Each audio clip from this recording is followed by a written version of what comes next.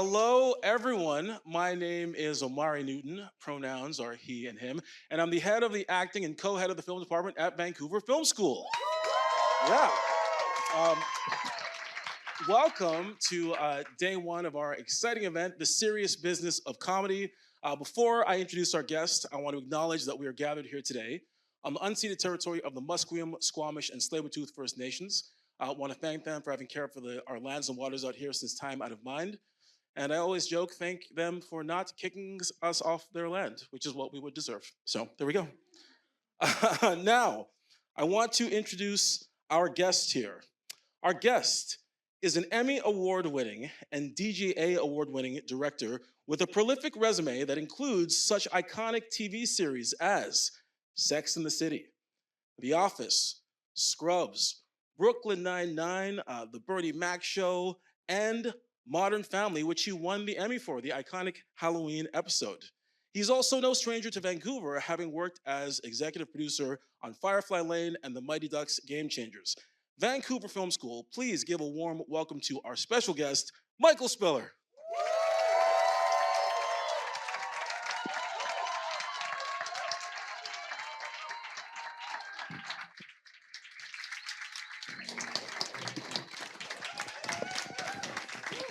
Welcome, sir. Thank you so much. Thank you, guys, for that warm welcome and that very kind intro. Well, I try. I've also brought notes because I'm a professional, Michael. I would expect you would. Okay. So, you were born in Jersey, but at the age of 5, you moved to Brooklyn. And you said your childhood was like the first 20 minutes of Goodfellas. Yes.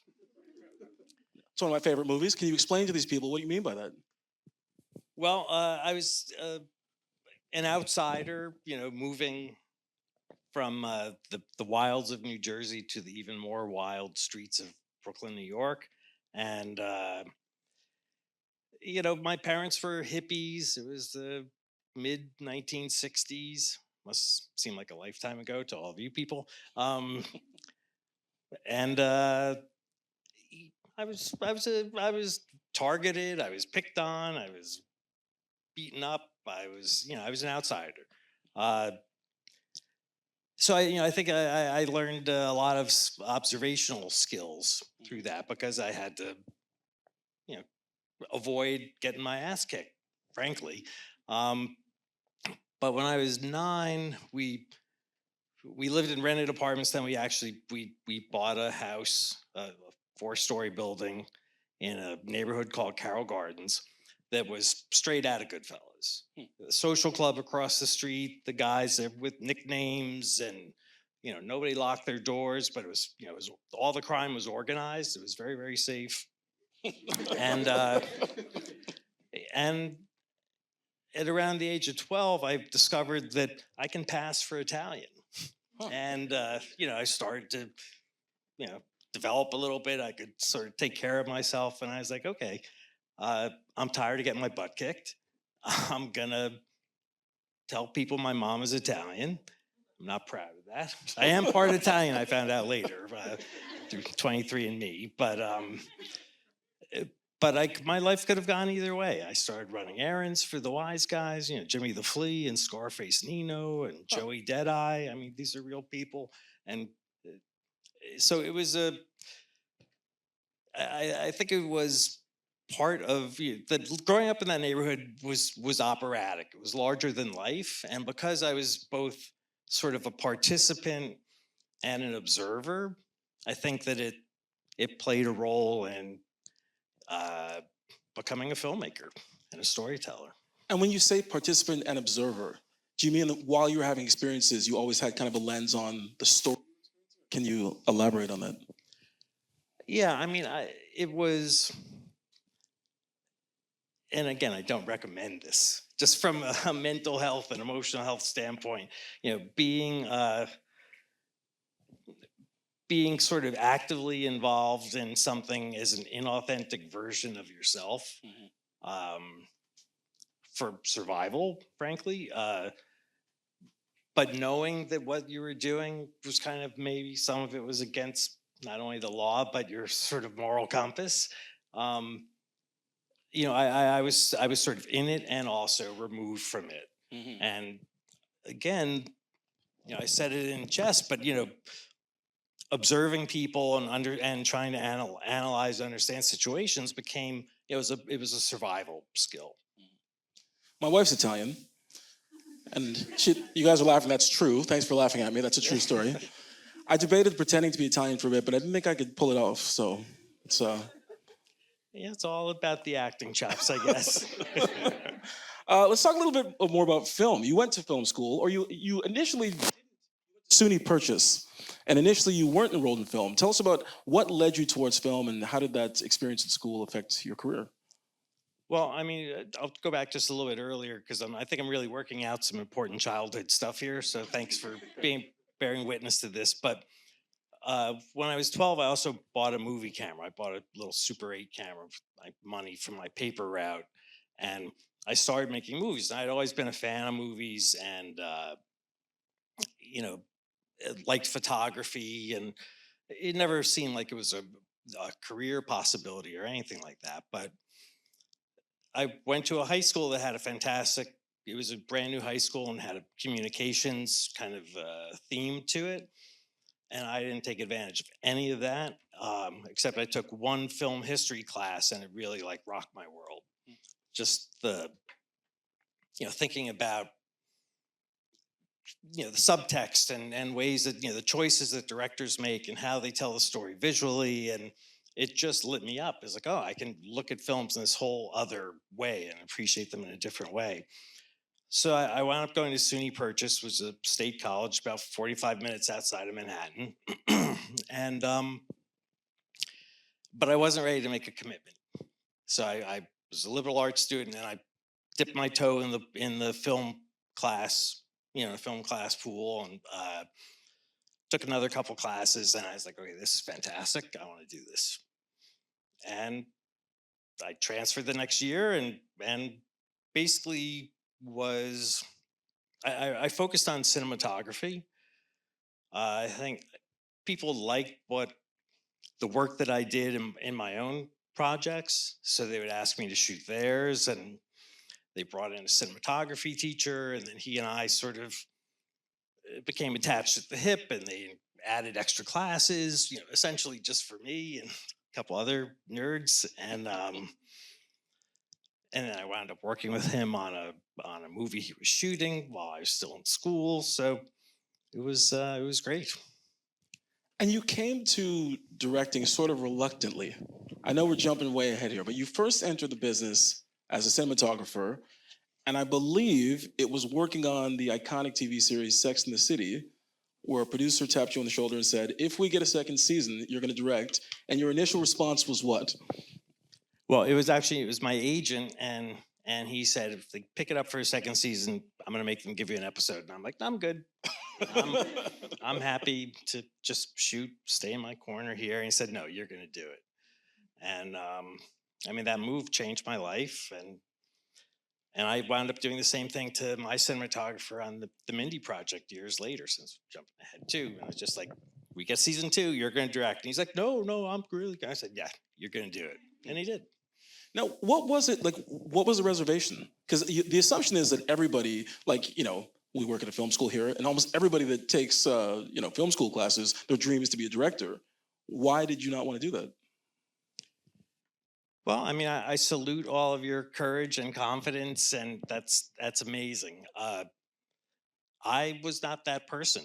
I knew I was good at my job, but I think a lot of us maybe can relate to sort of fronting but not having there's an internal voice saying, oh, you suck, or you're a fraud, or why are they gonna they're gonna come and take away that thing that you earned or whatever. But I was afraid to take a healthy creative risk, and I'm glad that I had people around me and I had my agent who was pushing me to do that and step out of my comfort zone. And that's you know, that was a huge step for me. And that was almost 25 years ago. And, and I've had this conversation with myself many times, because there's always something about a job that can be a reason to not take that chance. And it's like, well, I know what this is. Why would I want to do something else? And you're working with other people or facing different challenges, and but that's how we grow, you know. So pushing through that, and you know, if you're not wired in the way that, you know, maybe some of you are, where you're like, I'm getting that, and nothing's going to stand in my way. That's great, fantastic. That doesn't mean it's going to happen, but that's great that that's the way you're set up. But yeah, for me, it was sometimes I had to be encouraged and pulled towards it. And cinematography, obviously, you know, it's a much more technical aspect of filmmaking. How has that informed the way you approach directing? And do you think it's necessary for anybody who wants to direct to understand the technical aspects first? Asking for myself. Um, well, I mean, first of all, there's no one path to being a director, and there's no one skill set that's required. The more of the skill sets that are beneficial to, you know, in you doing your job that you have, that's great. Mhm. You know, I know amazing directors who've come from theater and have very little idea how to stage action for a camera. I feel sort of attacked. You looked right at me when you said that. Oh, you know, don't read anything into it. Okay. There are directors who come from commercials, and you know, where micro focus on tiny details and the timing of shots. You know, and they could have all the tech savvy in the world, but maybe they need a little help in you know, opening up and telling a longer story, and you know, not working with a client that's as micro involved in every decision. But for my own journey, I mean, first of all, as a cinematographer, I got to work with many, many different directors. I saw people make mistakes. I saw people reject an offer of help or an idea. And I worked with people who were like, that's great. Let's do that. We got to do that. Thank you. And, you know, you learn and you absorb stuff. I mean, that's the sort of the big takeaway for me on any film set is it's an opportunity to learn. It could be the stupidest job in the world, something I didn't personally care about, but I was like, okay, I'm going to find something to pay attention to here, whether it's how people treat one another, how, you know, particular lighting setup is done, or something's accomplished, or you know, a mistake that I saw being made. It's like, okay, I'm never going to do that. And I've heard you talk before about the importance of getting to know your crew. And I know, you know, you come from a background where you were crew members at first. Can you talk to some of our actors here? Because let's be honest, sometimes as actors, we get a little bit in our head and we don't know the names or faces of the crew. Talk a little bit about the importance of getting to know the crew and the collaborative process. Well, I mean, I think that's hugely important. And when I talk about that, it's primarily to uh, other directors who have the really tricky assignment of coming onto a job for 2 weeks or 3 weeks maybe, and you're the boss and you don't know anyone, and everyone has been working together for 6 months already, you know, and it's the third season of the show. So it's like, how do you step into that? And you know, I've seen people, you know, call people by their craft rather than their name, and you know, be rude about it. I mean, you can't, not everybody makes it a point to try and learn people's names, but Jim, you know what I'm talking about. Totally, Doug. I totally hear you, man. um, but I think that if you can make the effort, it goes such a long way to just learn people's names, learn what they do, understand their job. You know, in Sex and the City, Sarah Jessica Parker, sorry, SJ would, you know, if we had a new director on, and I had been working with them, and she was in the second scene or something, you know, when she would walk on the set, she would look at me and be like, hmm? And if I, you know, was like, yeah, we're good, she would breathe easy. If I was like, then that director had to work that much harder to get just to level ground with her. So this is when you were a cinematographer? Yeah. So you would see, that's wild to me. So the lead actress would check in with you about whether the director was cool. 100%. I hope every actor here is paying attention and everybody's paying attention, right? How it's a small community and word goes around. Wow. Well, I mean, the thing is, if there has to be trust on set.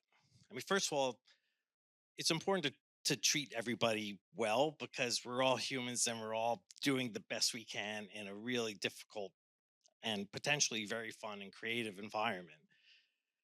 So be decent to each other.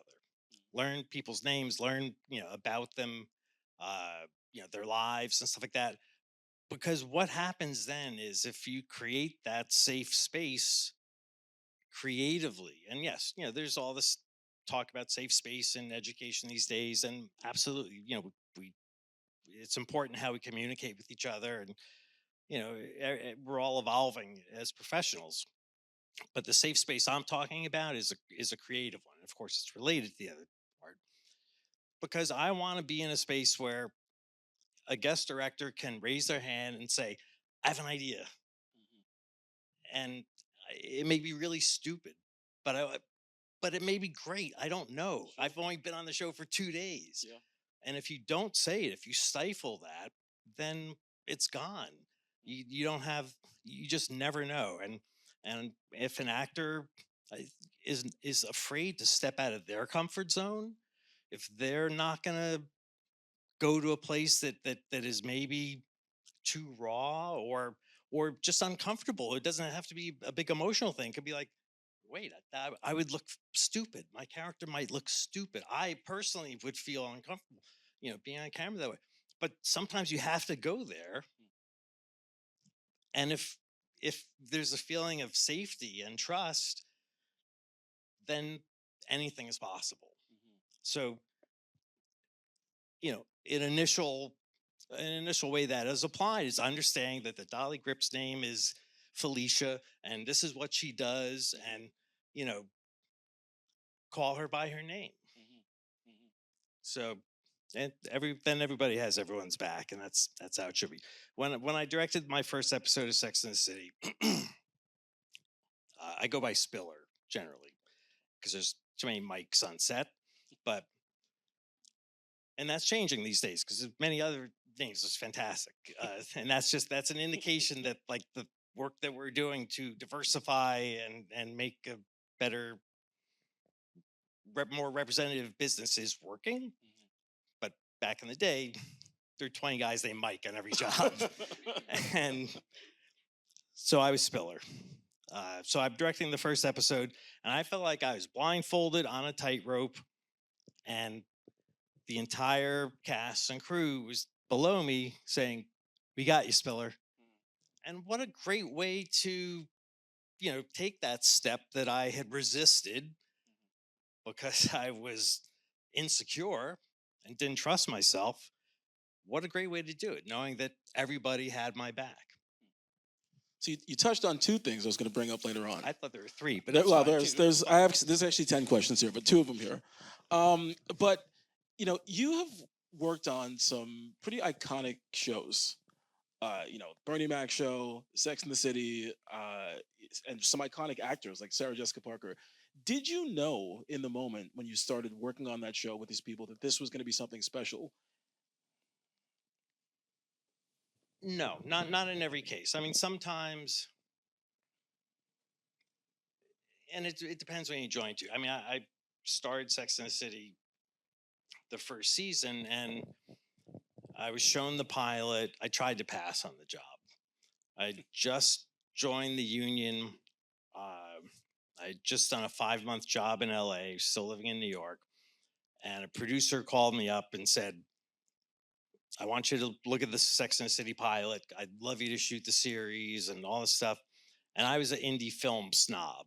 I was like, I shot art movies, and I had just I reluctantly, almost reluctantly joined the union, and I had just done a 5-month TV series. And I was like, no, I'm an artiste. So I said, "Barry, I'm going to pass. And besides, my wife and I are going on vacation." A couple of days passed, and he called me back and said, "Okay, listen, you really need to do this job, and I'll have someone cover you for the first episode that you miss." And It's like, fine. And I was a little nervous about it because, you hear stories about actors and, you know, I didn't know. It's like, is Sarah Jessica nice? Is she difficult? Who knows?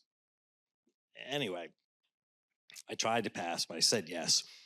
And the second we started working on it, was like, well, this show is really fun. SJ is awesome.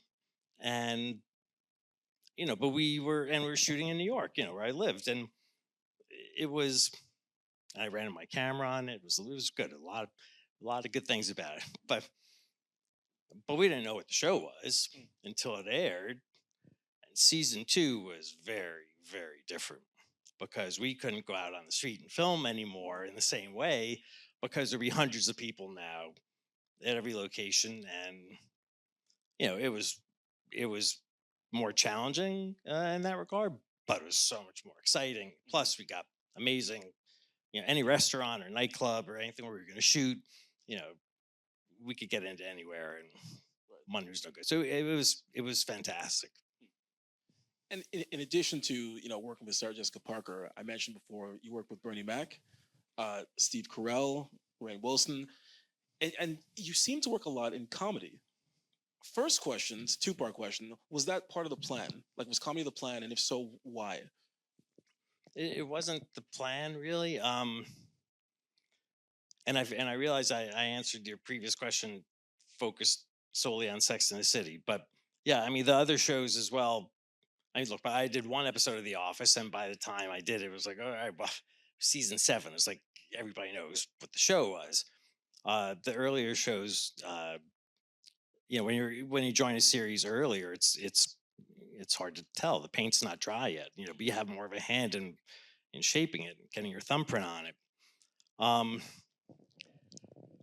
Wait, so where I answered the last question. That's I've all right. totally forgotten the new Well, one. I guess I just wanted to know what are the traits, or are there consistent Oh wait, traits? about when you- comedy. Sorry, Yeah, it was when about you- comedy, Yeah, that's and all was right. that the plan? No, it wasn't the plan.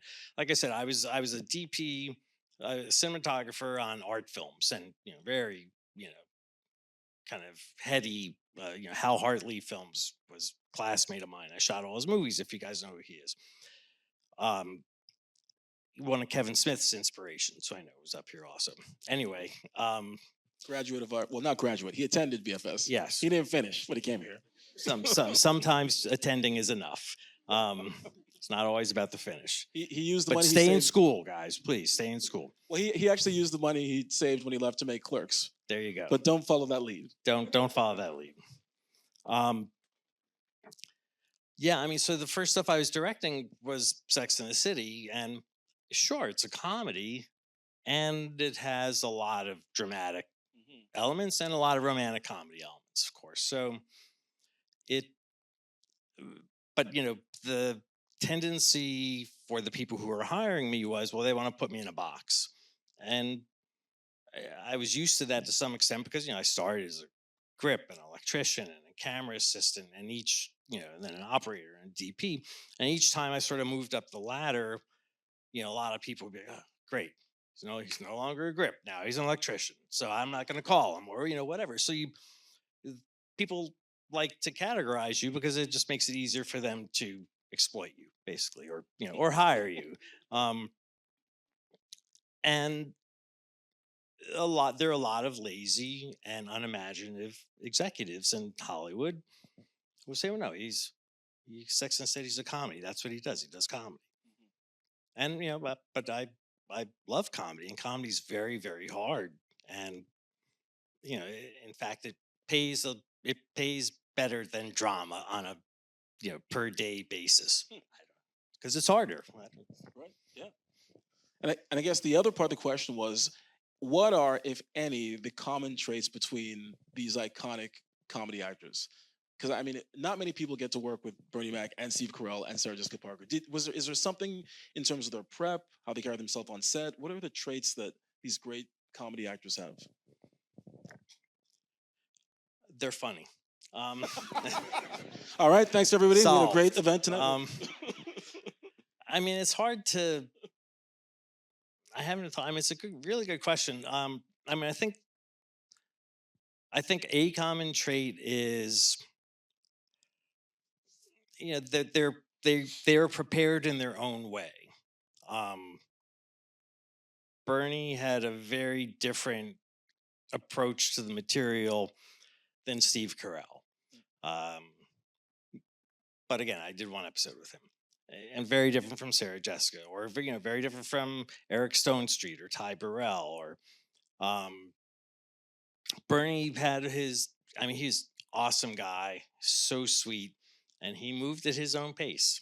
It was Bernie's show, and he knew we were supposed to wrap in an hour, but if he had a 20-minute story he was going to tell us, we were going to listen and we were going to love it because we did. Yeah. And then we'd have to figure out how to shoot the scene in 40 minutes. So, but he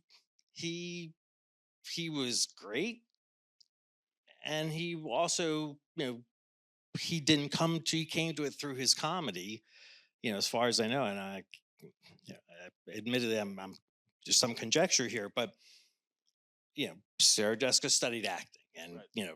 had a whole career as an actor before Sex and the City. So it's a different approach. But yeah, I mean, look, being present, being able to play with others, understanding what's funny in the scene. And there are people who, I think I have a good eye for comedy, and I read scripts and I understand, I know where the jokes are. And sometimes it's like at a table read or something, you hear someone go, "Holy shit, I didn't even know that was a joke. How did you make me laugh?" Like, it's just words on the page, and it's like, no, it was really funny. So understanding comedy, understanding how to turn a joke, listening to your scene partners, and being open to take healthy creative risks. I'll keep coming back to that, and responding in the moment in the scene. And if you aren't funny, work with really, really good writers, Yeah. and other good actors and good directors who can help you be funny. Chris Messina is not a comedian. He's really funny on the Mindy Project, but not when he told jokes. Right. He couldn't turn a joke.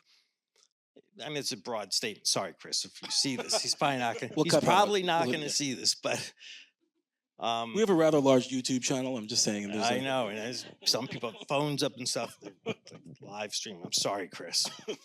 But what was really funny was his character being obstinate, or being, just either surprising us by kind of going against the character that we've established over all these episodes, or doing something that you expected him to do in a satisfying way.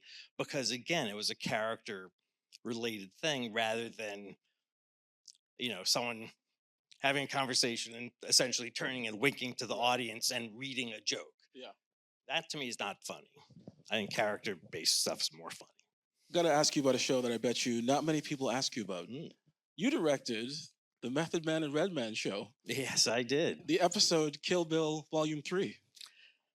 I have not seen it in a while, but I'm sure many of you are familiar with it. As a big 90s hip hop fan, I am very familiar with it. What's it like working with, like, no, I mean, I guess they're actors now, but non-actors, like, and they're not trained. These were two rappers, right?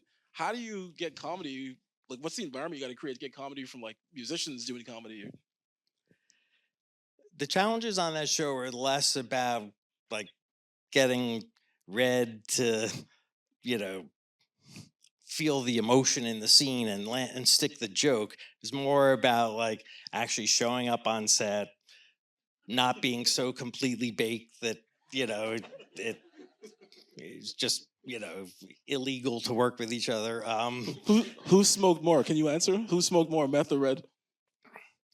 I don't know. Probably Red. Probably Red. I mean, his name's again, Redman. What do we? I know. And look, they were super cool. I loved those guys, and Method Man has turned in some really solid acting work.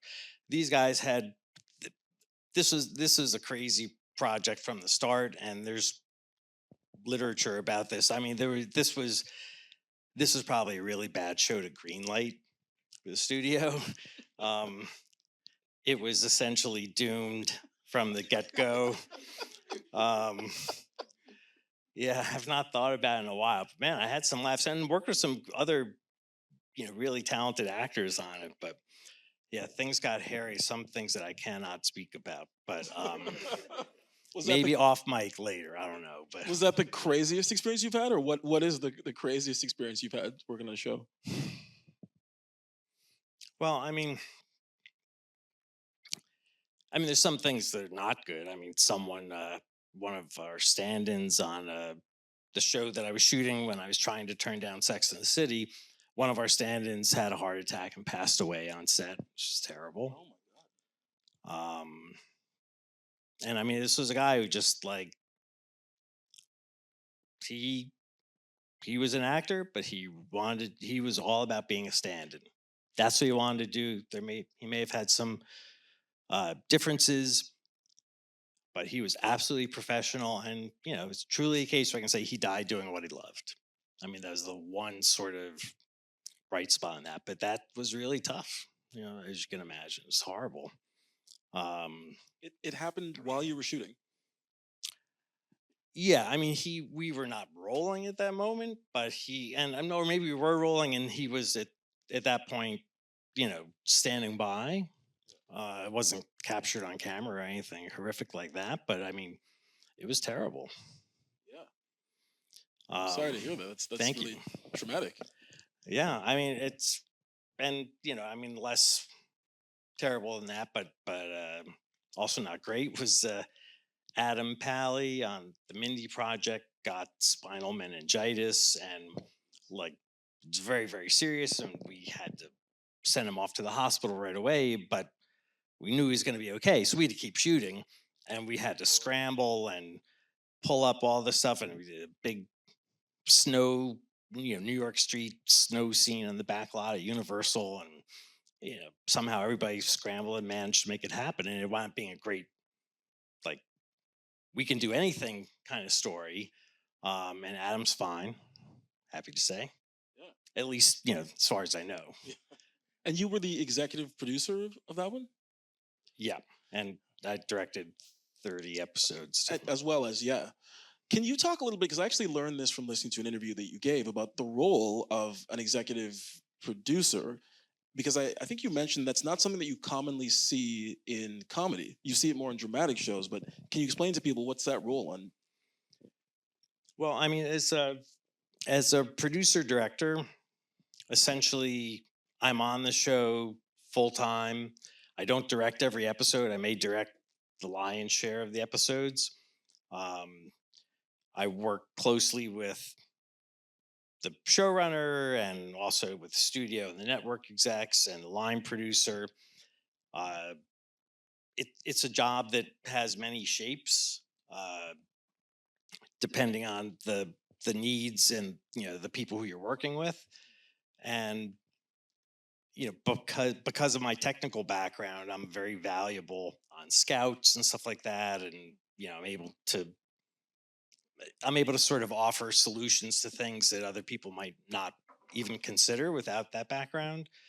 Um, and the other big component is hiring and working with the directors that are going to do the show, and that's the part I love the most because I get to hire people who I know are going to deliver a great job. But then, like on the Mindy Project, for example, once we're sort of hit our stride and we know what the show is and it's up and running, then I can take bigger swings, and I can work with newer directors and you know really dive into doing my research and look at a lot of short films, and take a lot of meetings with directors who haven't done this before, and then if they're sort of making the cut, then ensuring that I work with them very closely during prep so that they can have a successful episode. And it's something that's really, I was at a Directors Guild event a couple of months ago, and I had, conservatively, been really like 20, 25 people come up to me and just say, thank you. And like, I wouldn't be where I was now doing all the, taking all the jobs from you, Spiller. I wouldn't be able to do that if you had not sort of given me a boost and created an opportunity and been a cheerleader and a mentor. And that's why I'm sitting here today, because that means more than an Emmy to me. I mean, no, an Emmy's nice. I'm gonna keep it, but I really do. It's really important to me to work with uh, people who are coming up in their career and be supportive and suck their life energy out too, because I need it. Because It, relatable. These people steal my jobs all the time. It's really, they all work more than I do. It's hurtful. You have talked about the importance of giving people from marginalized communities a shot, and the importance of diversity and inclusion. Can you talk a little bit about that and why you think it's important? well, I mean, I think because my parents were hippies. Uh, I went to peace marches in Washington when I was a kid. Uh, as a young adult, coming of age at the beginning of the AIDS crisis, and going to a school that was very, very, a college that was very diverse and had a big uh, lesbian and gay population, student body. It's like I protested with ACT UP, and was involved in that stuff, and when I was able to start hiring people, I was also. It's so weird to say this as a straight white man, but I didn't have an easy time getting hired when I got out of school. I mean, I worked, but I couldn't get in the union. Uh, I worked for 15 years non-union, um, and I made a point to hire. I have a great picture from the first movie I ever shot, and it's me and my two camera assistants who are both women, and it's like that, and they're both DPs now, very successful. And I just think that it's the right thing to do. B, our stories are richer when they're not told from a single perspective, and even that's very reductive. It's like, just because if you happen to share certain characteristics with me doesn't mean you're going to tell the story the same way. And you know, having a painting with a more inclusive brush, uh, telling telling. So if you can find yourself in the story, as a director, as an actor, as a cinematographer, if you can connect with the story on a human level, you're going to bring something to it. You will make it better, and it doesn't matter if you know you're you fit the same sort of demographics as the characters in the story. So, I mean, this became a sort of a bigger issue. I'm very involved in the Directors Guild, and diversity, equity, and inclusion has long been something we've been very involved in, and tracking studio hiring practices and forcing them through negotiations to start programs to give people from marginalized communities, or people who've traditionally had a harder time breaking into the business, to create an opportunity so they could shadow and spend time on set, and then ultimately, you hope, lead to an episode. And then look, it's sink or swim. It's not, Yeah, at a it's not certain point, charity. it's a meritocracy, and Sure. people. And there's a lot of things that make that up. Besides delivering the good episode, you have to be able to get along with people and all that sort of stuff too. And this, as this stuff really started to take hold, it came. There was an element of a personal price that I paid, because I mean, not only I said it jokingly, but people I had sort of brought in and given a shot to were beating me out for jobs for real. Right. And it's like, well, I'm super happy for them. It's like I had two kids in college. I had to pay some bills. Um, and when it coincided with the end of the Mindy project, I'd sort of been off the market for like 7 years. People who were able to hire me, were like, "Who's this guy? I don't know. Hmm. He's like, what's the Mindy project?" Or it's like, who knows? Anyway, it was harder to get to find job as a sort of journeyman director, Mhm. and I think it is still to some degree. And initially, in my opinion, there was sort of an overcorrection, and people truly were using quotas and Mm. hiring people based on external appearance, and it's like, Hmm. oh, well, that's not great, and Yeah, that's not great for anybody, for even anybody, no. the people getting hired, because if they're not prepared, if they're not able to do the job, they're not ready to do the job yet. It might be someday. Then the DP, the AD, the producing director, the writer, all those people wind up filling in the blanks and sort of getting the episode across the finish line, because we have to, all of our Yeah. jobs depend on that episode being good. Mhm. And it can actually backfire, because then they're like, see, this is what happens when you Yeah. hire Yeah. so and so. It So it is a delicate, which is why giving people access early and the opportunity to like learn the job from within is so important. So you don't throw someone into the water and then they use them as an example of why you keep people out. exactly. And initially, I mean, there was a very high up person at the DGA who told me, when this was sort of at its most unreasonable, Mhm.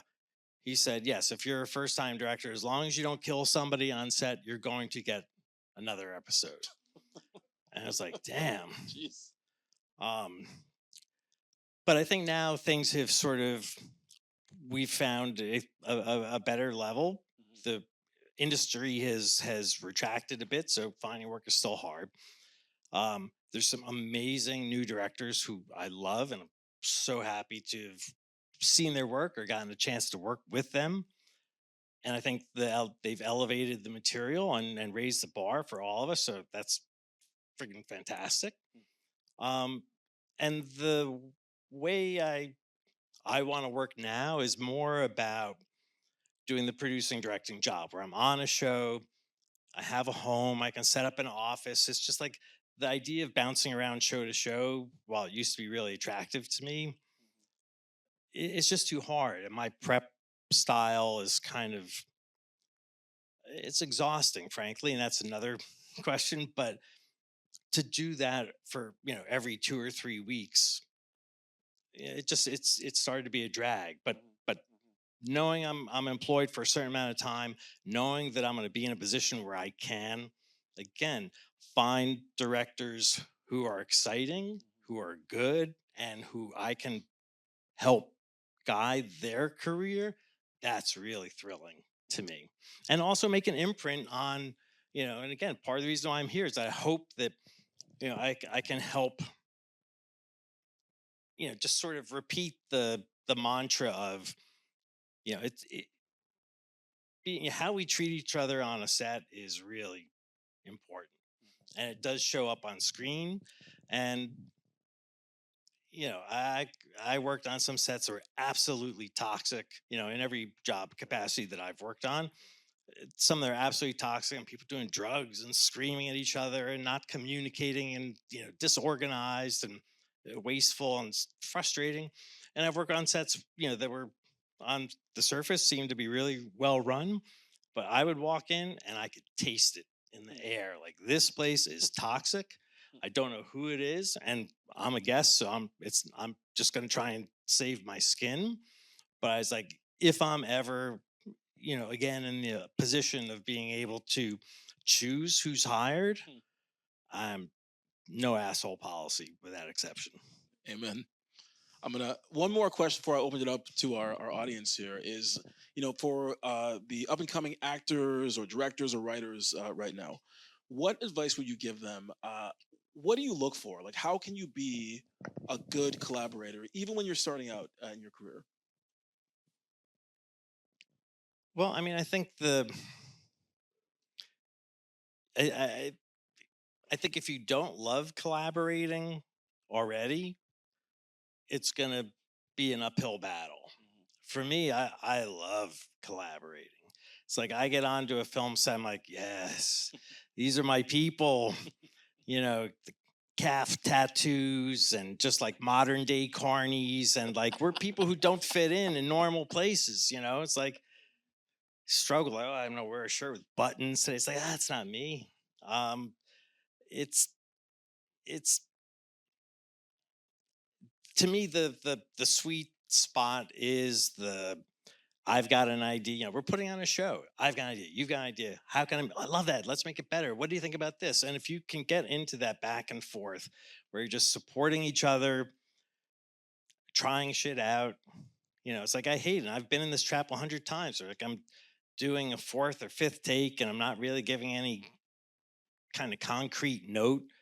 And, and I can see it in the actor's face, like, why are we doing this again?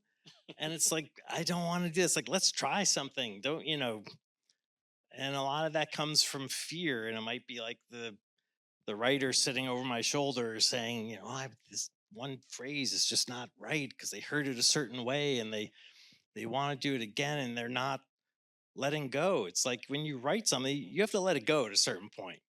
And when you're a TV director, you shoot your episode, you do your cut, your turn, you got to let it go because maybe you'll be invited to other things, but generally, no one wants to hear what you have to say. Just being honest. But I will fight for your right to do it. If you're in the Directors Guild of America, I'll make sure you have that right. So you have to. I'm sort of I meandered a bit there, but No, it's like the collaboration means you can't be super precious with stuff, or you have to find a way to manipulate in a good way people into coming around to your perspective, and convince them that this really is not a negotiable. But I don't know.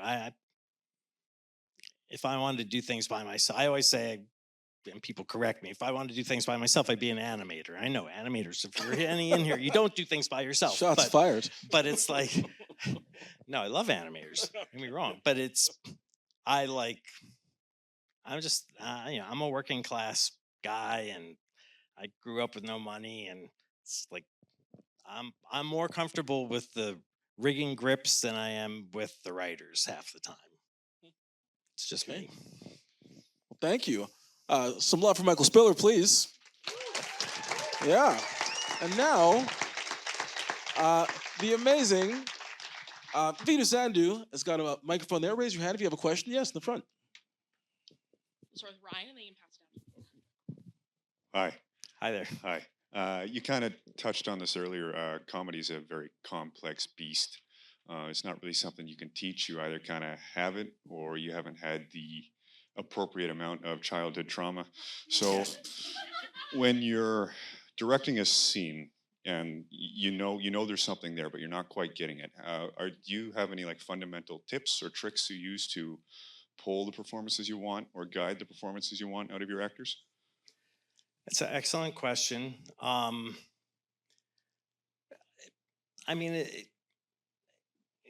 There's probably things that I do, and maybe some that I'm not even that conscious of.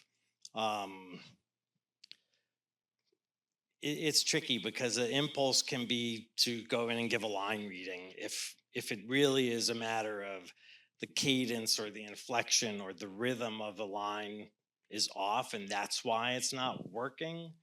And there's some actors who are fine with that.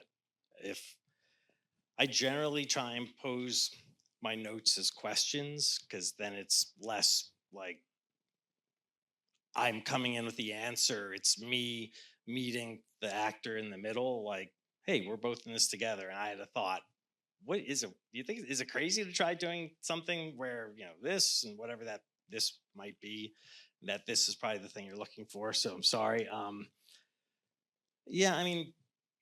Sometimes the trick is to give the other actor or another actor in the scene an adjustment that will kind of be unexpected, whether it's like suddenly shouting a line or something, and then it just throws, it forces the other actor, or getting too close to them physically or something, not aggressively, but just like can force them to get out of the groove that they're stuck in.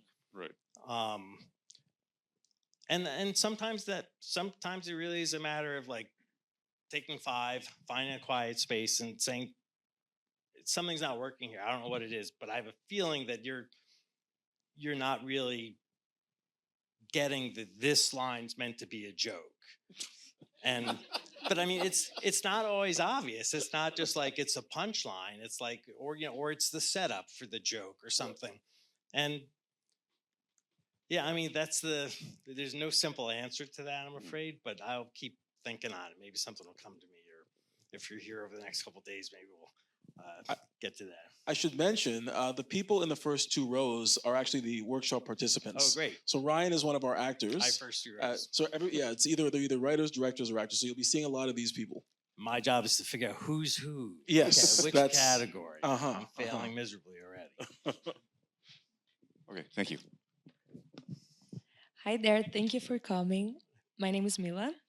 And my Mila. question is about pitching. So, from your experience and your perspective, how do you tell a good pitch from a great pitch? What makes a good and what makes a great pitch? A great pitch is when someone buys it, Fair enough. and a good pitch is everything I've done because I haven't sold any shows. Well, let's see. I don't know. I mean, I've not done a ton of pitching. I probably should have. I've enjoyed the process leading up to it, where because as a guest director, you get a script and it's like, yeah, we're shooting it in 4 days, so there's not a lot. No one's that interested in your notes at that point. But when you're batting around ideas and it's a little more, it's just the paint's not dry. You can take bigger swings. I found that really fun. And speaking up and really being honest with my thoughts is something that I've had to work on, because there can be a tendency, like in a group situation, 3 or 4 or 5 people, your peers, everybody has some say in the creation of the project. 3 people are agreeing, and you're like, I think scene 2 sucks. It's hard to say that out loud to the people who've hired you. But I think if you think your note will make something better, then at least in a safe space when it's just you and your team, say it, because just nodding in agreement doesn't improve anything. Push the envelope a little bit more. But I don't know. I mean, people these days, I don't know what sells shows. I don't know if it's pitch decks and presentations, and I mean, it's so tempting now to just shoot stuff. So we're all carrying around 4K cameras in our pockets. Like, just shoot something. And, you're in this environment where it's surrounded by talented people. Sometimes a proof of concept is really going to be the thing that helps push it over the edge and gets the thumbs up. But then, you shoot something 5 minutes, like, well, let's just shoot the next 15 and then try and sell the pilot that way. So I don't know. I mean, for me, if I was in the seat,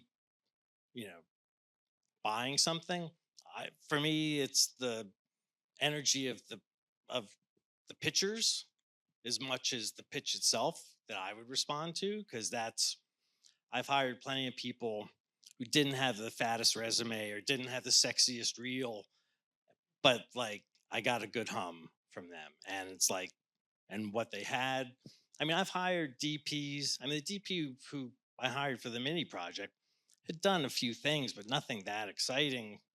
From a studio perspective, they would never even consider him, and I had to really fight for him. But he cut a beautiful reel from really simple shots, and he made a movie out of it. I'm like, okay, this guy's a filmmaker, so I'm gonna work with him. And it's I don't.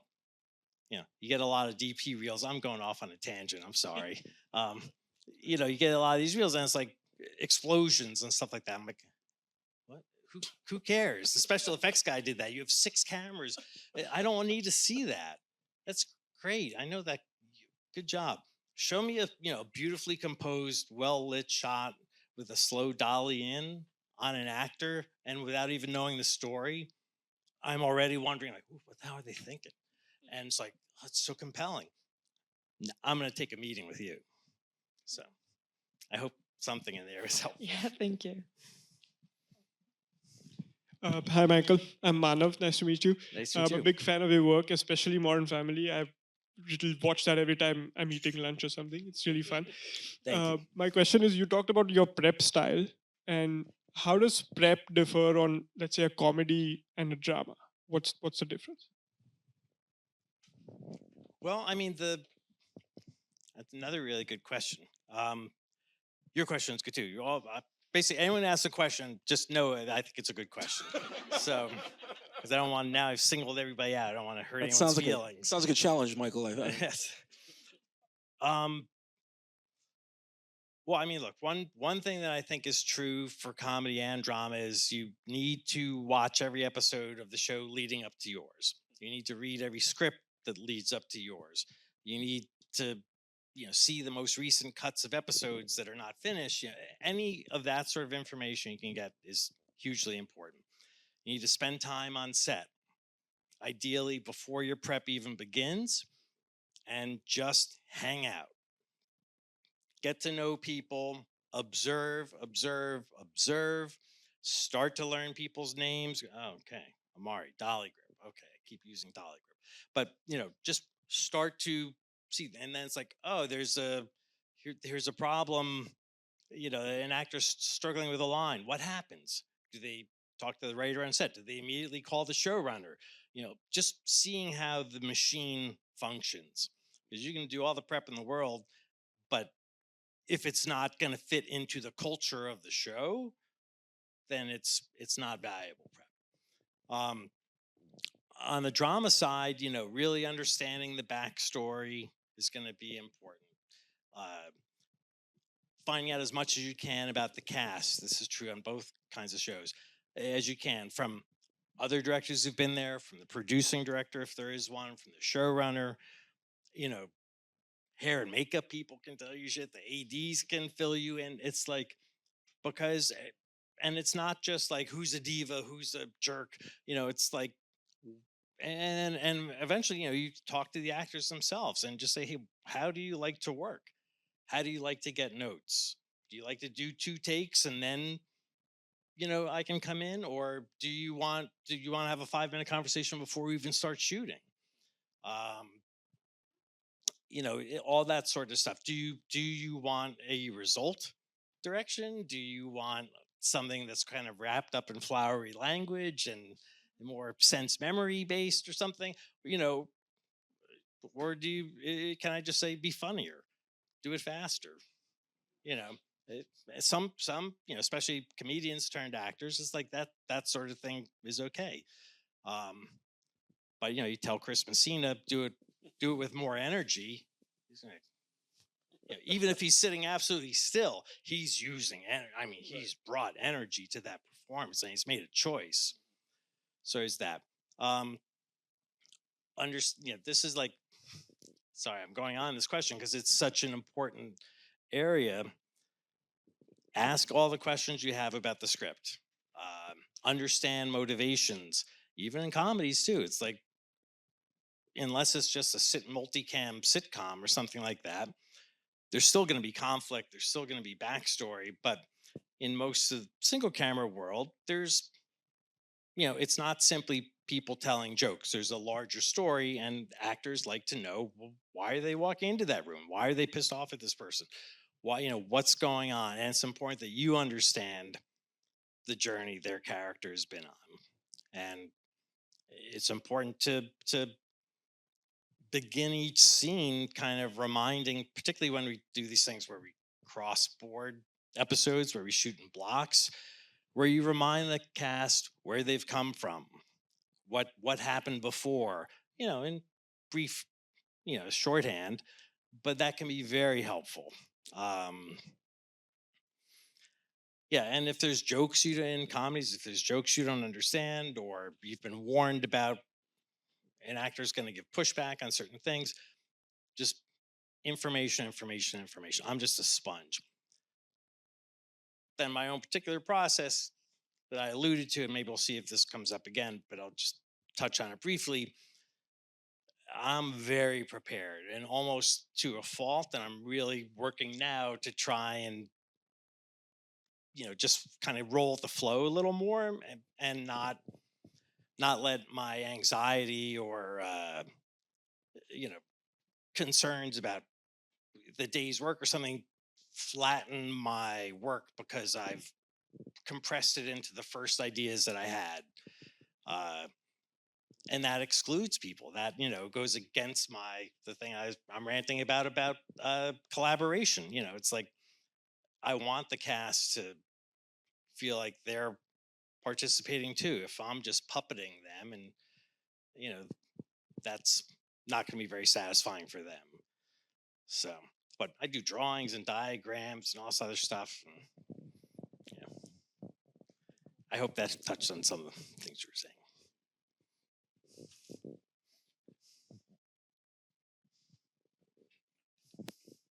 Hi there, Hey, I'm Nathan. I would like to ask, and I get that every director and every producer is a little bit different, but do you have an example of behavior that from an actor could make or break the relationship with you?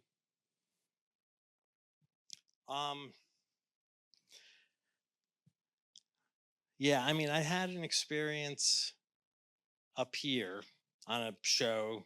I won't name the show. I won't name the actor because it doesn't matter. But where he had been around for a while and had done a lot of series work, and it was like my second or third day on the show, my first scene with him, and I tried to give him a note, and he just got in my face, and it was an aggressive response, and it just took me by surprise, and I had to work really hard to kind of win back or gain his trust. And on reflecting on it, I was like, oh, okay, this guy's been around a long time. Maybe his career's had some ups and downs. I know why now. But a lot of actors on series have felt burned by directors.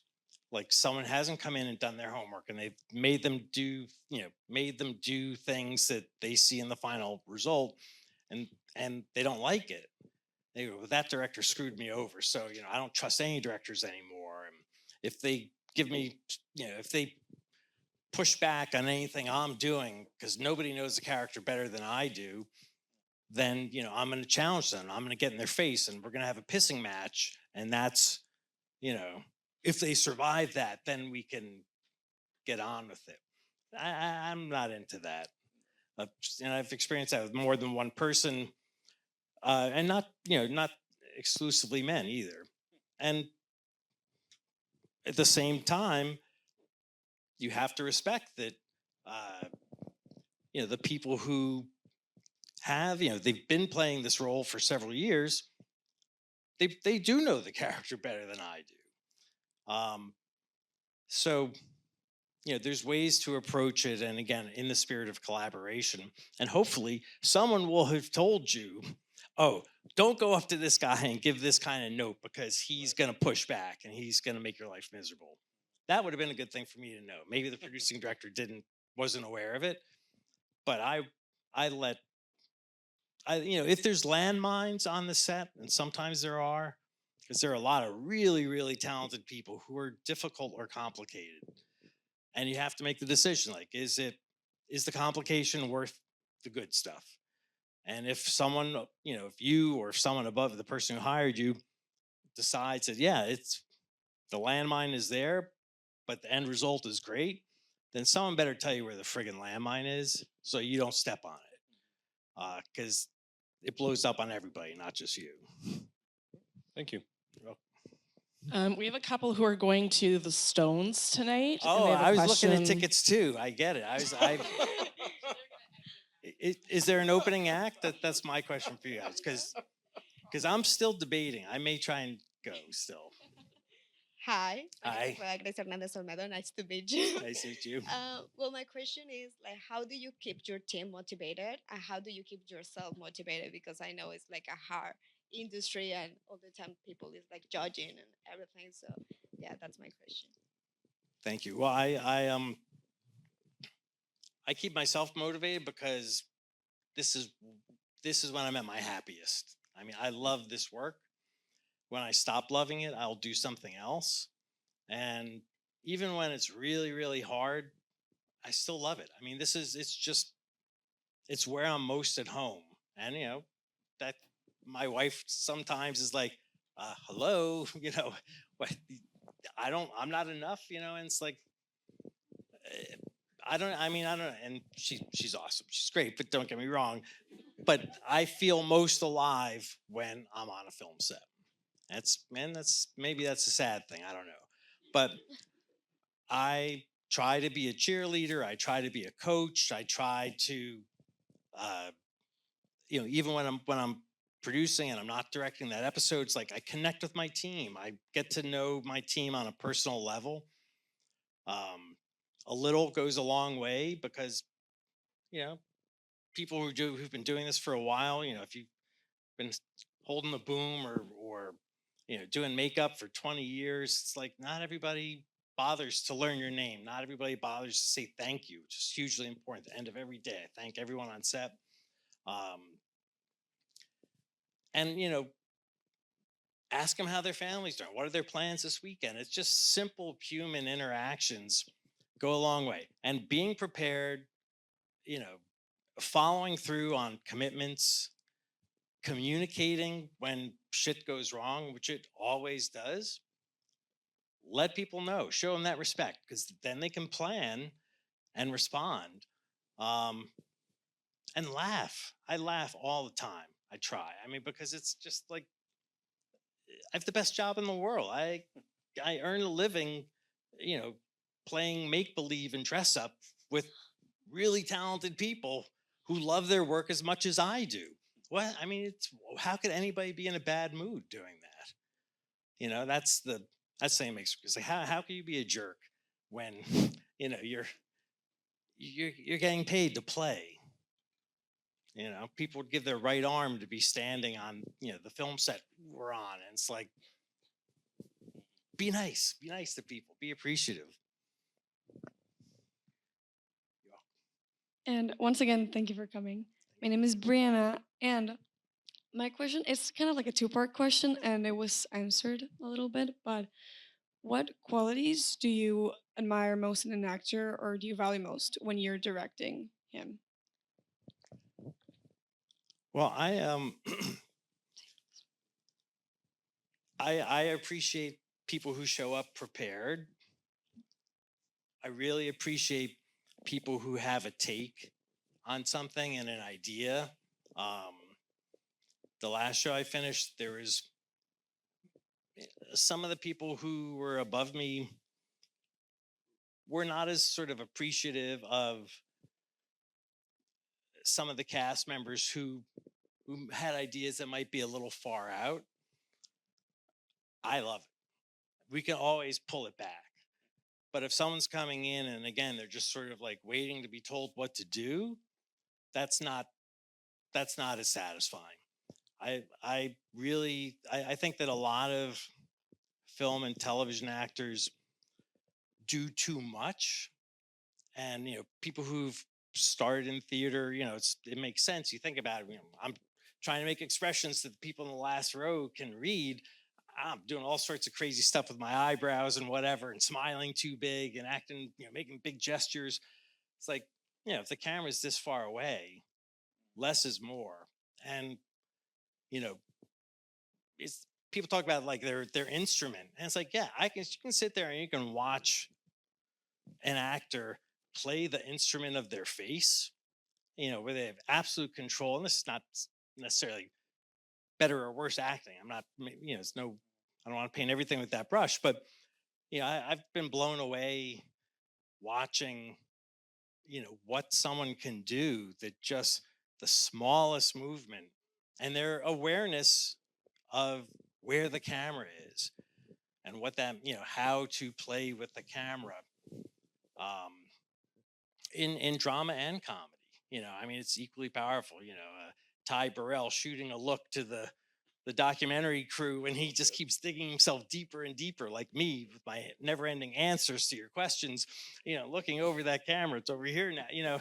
It's like it's so funny, but and just the subtlety of you know a look down or something. I mean, you know, I think you get what I'm saying, but yeah, I really appreciate that. Yeah, and my second question was, so Yeah, so yeah, it kind of so it was when an actor is suggesting something, right? When is a good time to suggest, and when is a good time to just listen, and go with what the ideas are already. I think one thing that I've seen as a common trait for actors who've been labeled as difficult is that they feel unheard. And that makes sense to me. It's like, and I can relate to that on a personal level, like that will push my buttons too if I feel like I'm not being heard. Um, so if an actor's coming to you with something, especially if you're the guest director, even if you're the showrunner, you should listen. But listen to, you know, listen to their note. That doesn't mean you have to take the note. If it has to do with writing, sometimes they just need context. They just need a little more fuller picture to really understand, you know, why the scene is, why the thing that's bumping them in the scene is there. And if you can't defend why something's in the scene, then maybe you really need to look at that. Why is that moment there? Um, but in general, it's like you know if it's not working for the actor, then it's not working. And I think again, it's very hard to generalize about it because there are times when um, it could be fear based. The actor could be afraid this moment's too vulnerable, and you're pushing them past their comfort zone, or the scene is is asking them to go outside their comfort zone, and this is a stalling technique. you know People have said actors are children, and to some extent that's true, and frankly so are DPs and directors, and it's like everybody's some version of a child, but it can be helpful at times to think, to have, not to speak to them as if they're an insolent child or something, but to think about how you would speak to a child with love and patience. Um, when you want to be understood, and often, as a parent, and I didn't do this perfectly by any means. You know, it's it's not by being the parent or the partner who has all the answers is really not going to go very far in most situations, in my experience, when it's like finding a way to tell a story about yourself and let the kid or your partner draw their own conclusion, and while acknowledging their concern, um, it will probably go a lot further. Great, thank you very much. You're welcome. Have fun at the show. Where are your seats? They're like middle row, middle area. I've not been. This is my first concert ever. Amazing. It's a So, great yeah. place to start. Yeah. Can you Maybe ask? I'll see you there. Can you ask Mick Jagger to come here next Friday, please? Thank you. Yeah. Hey. Ooh, oh. No, I mean, in addition, it's yeah, it won't be as good, but it's. So 4 questions ago, you said something about wanting. Wait, you told me, Omar, there wasn't going to be any of this. Perhaps this will refresh your memory. We've got it. We've got It's it. going to Yeah, be some I'm sorry. 60-minute sting now. I What can't did control say? these people. Did I contradict Yeah. myself? Go ahead. I'm sorry. You said you should try to get on set before your day.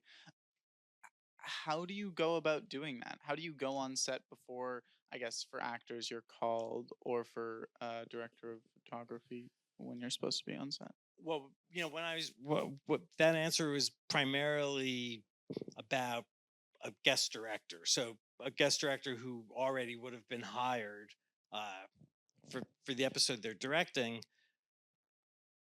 I always offer it when I'm the producing director. I'm like, come visit. We'll get you a drive on, spend time, get to know people, and I get to know them better. It's like they're only going to do a better job.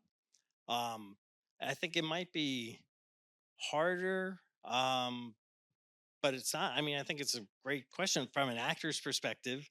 You want to know what you're stepping into. I mean, I feel so much for I mean, first of all, auditioning actors who are coming in for the "Hey, look out" line. You know, it's like, and I'm not throwing shade on the line. Work is work, man. It's like get in there and get exposed and do it. Um, it's just so hard, especially if it's on tape or something, and then they show up on set, and you know, it's like you don't know what the vibe is. You're a guest, and like to suddenly drop into a scene where this is episode 72 or something. That's really, really difficult. So um, it makes me think that I should do better, kind of extending that courtesy or that grace to actors as well. And some people will be like, "Are you paying me for it?" No, okay, I'm staying at home. But other people might really sort of take take me up on that. So even if that's not exactly the question you're asking, you've made me think. So I appreciate that. Um, and I was going to say something else. It'll come to me anyway. If I can tag to that answer, I can share with you. If you're or when I'll say you're fortunate enough to book like a recurring role in a show, especially let's say you've shot a day, even if your line is like look out, if you know you have 3 days, if you're cool and you're like professional and you're whatever, and at the end of the day you just tell the director, hey, do you mind if I like just come hang and like watch? They'll usually say yes. Right, if you do a good job. So if you're recurring on a series, you got a couple days in a show, and you want to just kind of be around and show up, you can usually, if you respectfully and politely ask, they're not going to pay you, right? But you'll learn a ton just from hanging around and getting the vibe on set. I also piggyback on that. You know, I did a ton of episodes of Scrubs, and that was the kind of show where people would people would come on for 2 lines, and if they killed, they're in the next episode, and they're going to be in 2 more after that. And it's like we keep bringing them back. It's like be funny, don't be a jerk, get it right, be willing to play and try stuff. That's great. But I also just relate a story from a Modern Family table read for an episode I directed that Benjamin Bratt was playing Manny's father. I don't know if you know the show, but maybe you know Benjamin Bratt. Anyway, primarily a dramatic actor, and he had some jokes, but it was mostly based in character, and he was gonna be very very different energy, bring a different energy than Jay. But we do the table read, and this the table read was big long table, the whole cast is there, but it's very presentational. It's towards an audience. The show is already a big hit, so there's maybe not quite as many people as are here, but there were 40 people in the room, and the cast performs it at a high energy, and they're not the way they're going to do it in the show, but they're playing to the audience and they're really selling the jokes. And then Benjamin Bratt's stuff comes along, and he's like, "Hey, Manny." And I was like, "Oh no." And he played the whole thing like low and dramatic, slow.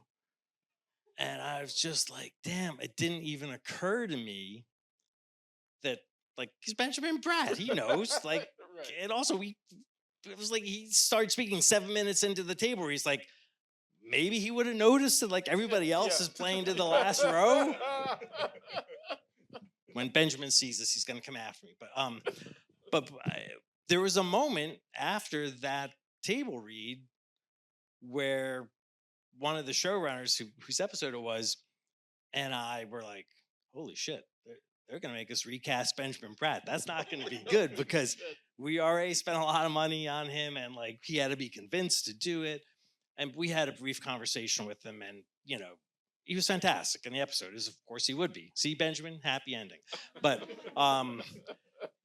but again, it's like the considerations of doing a little. I learned a lesson that day. And now I talk to actors before the table read if there's something they need to know. And another table read anecdote, if I'll just share, I'll try and make it quick. My first episode in LA. So the first thing I did after Sex and the City was on a show called Greg the Bunny, and it had a fantastic cast. It only lasted half a season, 12 episodes or something. But Steve Levitan was the showrunner.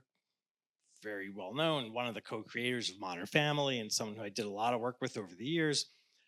And on Sex and the City, Michael Patrick King, the showrunner on that, read all the stage direction. So, Carrie walks into the room. She's carrying a shopping bag. She drops it down. She turns and looks over her shoulder and sees Miranda. Whatever. You're welcome. But very, very fast, very energetically.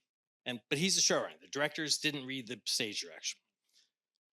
So my first episode, new thing, and the show had puppets. And it's like out of my wheelhouse.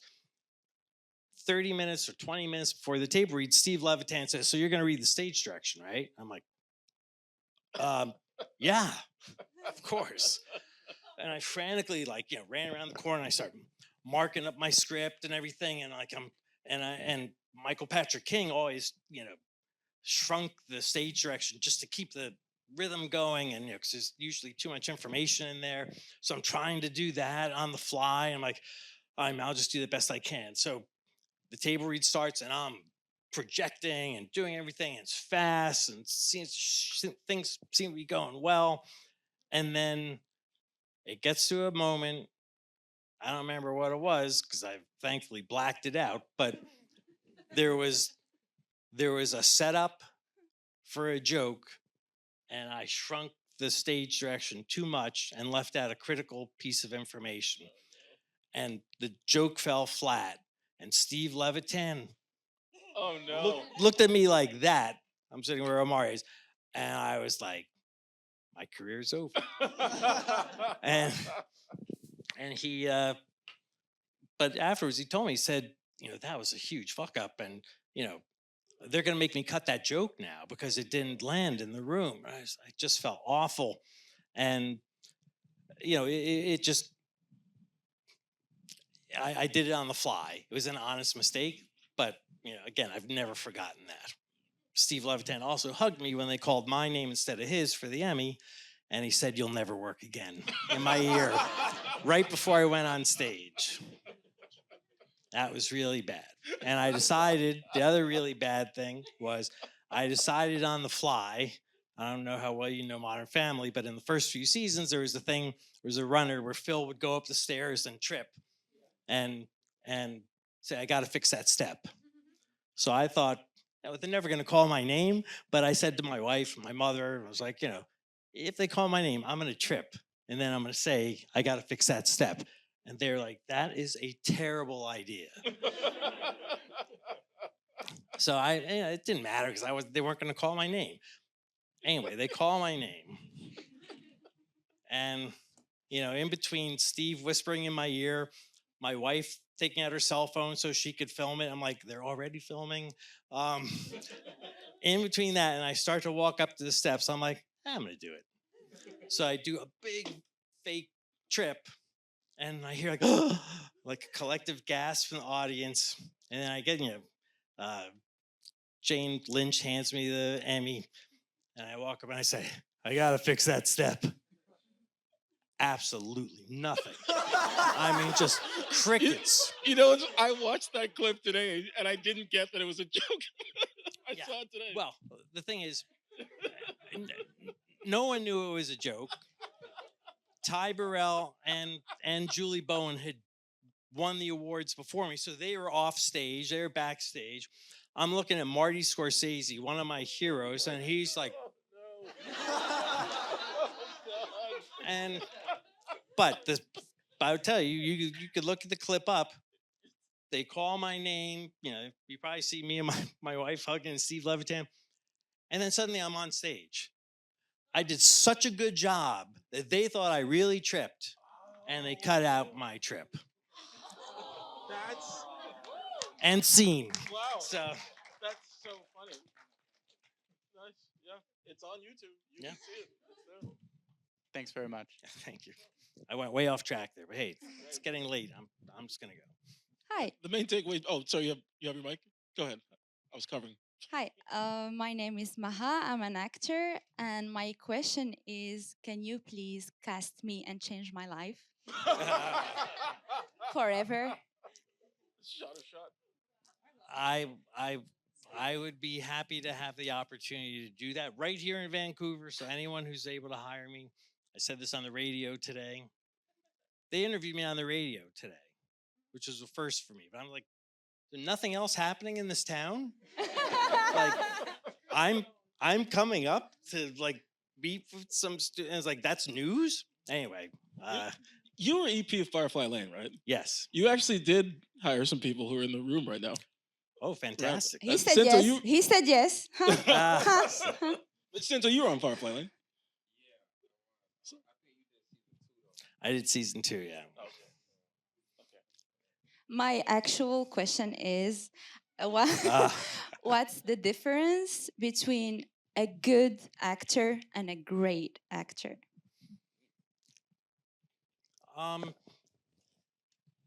Well, I mean, I think that's hard to quantify, and for me, it's like making me feel something. I'm a big softie. I have cried at the monitor so many times, and take after take after take, and and sometimes it's a big emotional scene. Other times it's just like, I mean, on the last thing I did, Sex Lives of College Girls, there's a musical performance. I can't say more than that, but it I mean, we did it like 20 times. It wasn't my episode. We would have done it less, but it every single time I was tearing up because it was amazing. And just yeah, I mean, surprising takes on something that does. But often being a good actor is great, because just being solid, reliable, prepared, up for anything. Um, it's hard to be a great actor if the material is not supporting a great actor. And in those instances, just being good, it could be good enough. It is better to be labeled as the nice actor or the talented actor. Well, I just had this conversation the other day with Bill Lawrence. I'm not dropping names, and you guys probably don't know who that is, but Bill Lawrence was created Scrubs and Ted Lasso and a bunch of other shows. And you get to a certain point where it's like you just don't want to work with people. Talented pains in the ass are just not worth it. Life is too short, and if I have the vote, it's the nice actor. Okay, good. I could tell. Thank you. Very modest, very. Yeah. Sorry, yeah. Hi, big fan as well. And my question is, so considering your background and journey, what aspects of your experience in the film industry would you definitely repeat, and what aspects do you regret or wish you'd done differently, specifically in the very beginning of your career? It's a great question. They're all great questions. Again, I'm sorry. Yeah, there's a lot. I made a couple of really good decisions early on, and one was, well, first of all, my plan of like not, because I could have joined the union. I know I said I couldn't join the union, but I wanted to be a cinematographer. That was what I wanted to do when I started out, and that was like, no way. And I worked with an electrician. I was a second electric, the best boy. He was gaffing, and he gave the test to join the electricians union. And he liked my work, and he wanted to be a DP also. And he said his plan was, he laid all out, it was about 20, 25 years. And I was like, no, that's not for me. But he said, you can join the union. You can make this much money a day, which was more than I was making in a week. And I was like, whoa, that sounds amazing. But I was like, but I want to shoot. And I realized it'd be much harder to walk away from, whatever it would be, a lot of money a week, then, and that it's like, how do you walk away from that? You get used to that money. And then every time I want to, shoot a movie or do something outside of my union electrician work, it would be very hard to do. So that was a good decision. And also, and I realize this isn't your question, but also around that same time, when I was making no money, someone said to me, they used to shoot porn films on film, and and it was like it was a side hustle that a lot of technicians did, not acting in it, mind you. Maybe some did, I don't know, but setting up lights and everything, and it wasn't, you still had to shoot film back in those days, right? And someone offered me, said, hey, we're going to do it, you can make this much money. And again, it was like 5 weeks worth of money in a week, and I was about to go on vacation, and I was like, no, no. And not out of any sort of big moral judgment, but I was like, this is my art, this is what I went to school for. It's like, I don't have a mortgage, I didn't have kids. It was like, why do look, if you need money, you do what you got to do. But I was okay, so that was good. What I wish I had done more of was the drum I've been banging earlier about taking chances, taking creative risks, trusting myself. I think I could have started directing much, much earlier. I didn't have the confidence. And, uh, I could have I could have gotten into therapy earlier. That would, I mean, it's true. It's like, I wouldn't be here, without therapy. And, I think that if I had sort of faced my fears a little bit more, and when I started directing, it was like, I didn't know how to talk to actors, and it was also weird and emotional and stuff. Like, yeah, well, I was out of touch with my own emotions. So, like, how could I find a way to connect with an actor about a made up person's emotions, and how do I even recognize that? But I could have worked on that. I could have faced that challenge head on, and I could have expressed my opinion more often. I could have trusted my gut. I did a lot of things wrong. I did a lot of things right, or at least a few things right. But I would do it all again. Thank you. Thank you.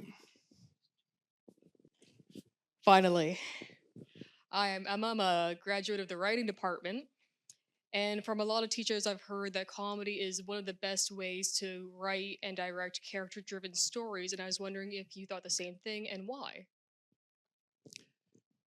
Well, I mean, I've sort of touched on this a bit, but I've also been talking about this a lot with other people. And to me, I think that characters, we call someone a character, not even in the context of film or anything. That person's a character. Why are they a character? They have strong characteristics. Their behavior is, you know, maybe it's predictable, it's slightly outrageous, or they do things that are unpredictable and that seem out of character, and that makes it funny, and they're compelling, and they're watchable, and you create a situation where a character like that could be put in a situation that as an audience you find funny. I think that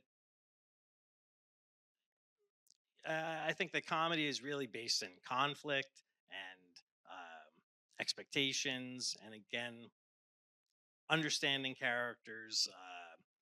If it's relatable, so we can all draw on our own experiences,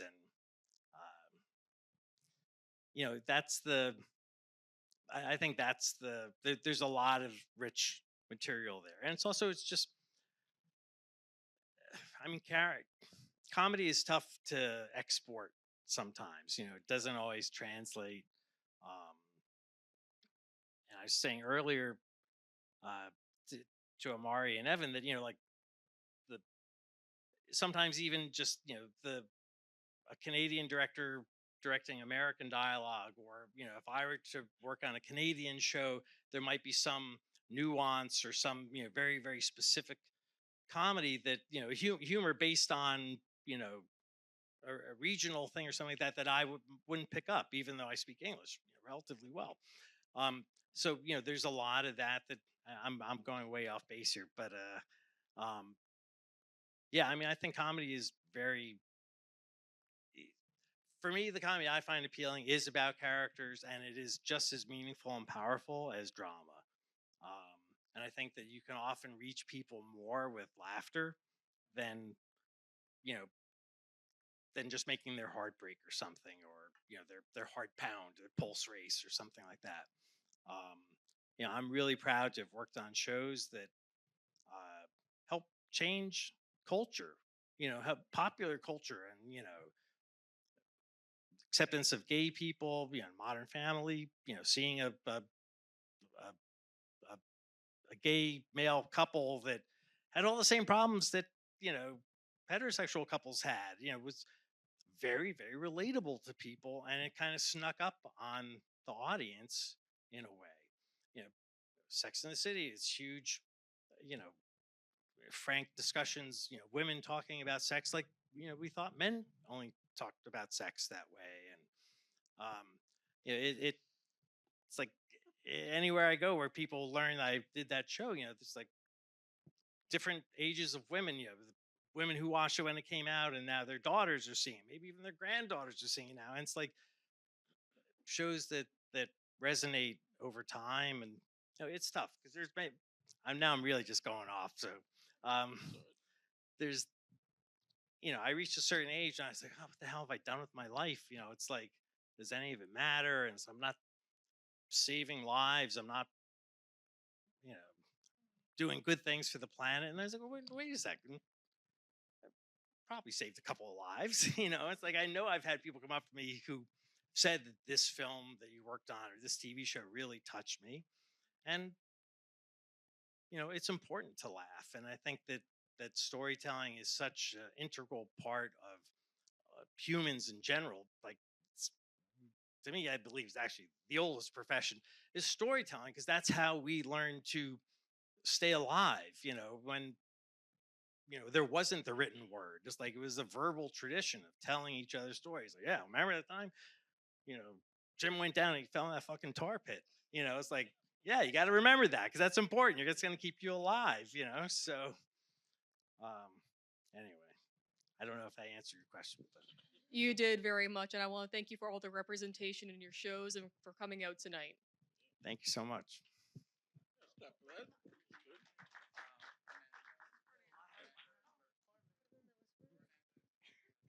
I'm sorry, Harman. Hi, I'm Hello. Chakti Jarillo, 5'4". I'm based in Vancouver, if you need that info one day. So you mentioned your first time on set on Sex and the City. And I feel it goes both ways. I feel like actors, we also feel very intimidated to go on set for the first time. So I guess my question, well, no, it's not, I guess, it's my question. My question is, what would you recommend, or I mean, advise to me and my fellow actors to like to do or to be prepared or like to have for the first day?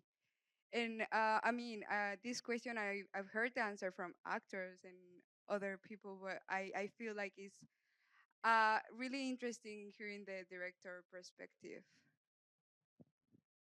Thank you. Yeah, I do think that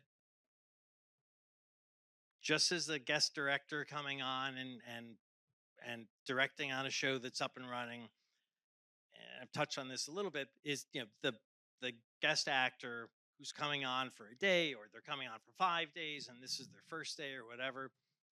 It is really, really difficult. I really feel, and I've acted just a little bit. I'm mostly just to make things interesting for me and not, like seriously pursued it in any way. But I try personally to, and I mean, this is not really what you're asking, but because I'm not an actor, I can only tell you the things that I can do. If if I'm really on my game and I'm present, I go and introduce myself. If I haven't met the actor already, I go to the trailer when they're first showing up, and I say hi and introduce myself, or I reach out earlier via email or something, and make sure they have any questions, because I see it as my job to make sure that everybody you know feels as good as they can and is prepped for success. And part part of the way you do that is by making sure that the young actor who's coming on this, this is their first or second job. You've seen their resume, you saw how nervous they were in the audition, but still you saw something, you believed in them. Go introduce yourself. Tell them it's going to be okay. We're going to have fun. It's cool. We're cool. You're going to have a great time. Come out earlier. Don't sit in your trailer by yourself. Come out and watch how the salami's made. You know what I mean? So it's like we can. There's a mystique about production sometimes, and in terms of like, I don't know, just old habits we have that keep people out of the process, keep actors in trailers, keep them. Yeah, you can't have everybody on set if they're just going to talk all the time and be disruptive or something. But I mean, I do encourage cast to hang out on set and shadow directors. Come in on a day when you're not working. I'm sorry, I'm segueing into another answer, but because I've had a lot of actors, express interest in directing. I said, okay, you're interested in directing, great. You're off next Wednesday. Call time's going to be 7 a.m. Show up and stick around until we wrap. And ask questions, but mainly observe. Uh, come into the prep meetings. That's where you're really going to learn something. And you know, directing is like 80% answering questions and 20% having good ideas. I got a question from an anonymous friend. Who's your favorite director? Well, even though he stared me down without a laugh, and he actually fired me once when I was a DP. No. Yeah. And partly my fault. I can tell that story, but that's another story. But Martin Scorsese is one of my favorite directors.